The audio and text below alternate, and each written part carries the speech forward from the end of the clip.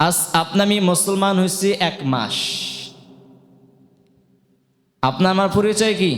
1 মাসের মুসলমান। আপনার আমার পরিচয় হচ্ছে 1 মাসের মুসলমান। কারণ নামাজ তো মুসলমানদের উপর ফরজ, রোজা তো মুসলমানদের উপর ফরজ, জাকাত তো মুসলমানদের উপর ফরজ। তাহলে রমজান মাসে আমি সব কিছু পালন করে ফেলছি।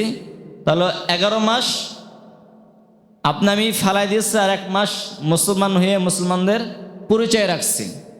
এই জন্য 1 মাসে আমি গিয়েছি ইবাদত বন্দেগী করছি। কথা ক্লিয়ার বোঝা যায়? তাহলে মুসলমানকে 1 মাসের জন্য কি মুসলমান হয়েছে আমি, আর 11 মাস আমি কি হিন্দুদের কালচারে চলি, হিন্দুদের নমুনা অনুযায়ী চলি, খ্রিস্টানদের অনুসরণ করি। এটা কি মুসলমানদের পরিচয়? মুসলমানদের পরিচয় হচ্ছে 12 মাস, জন্মের পর থেকে মৃত্যু পর্যন্ত। এটাই মুসলমানদের পরিচয়।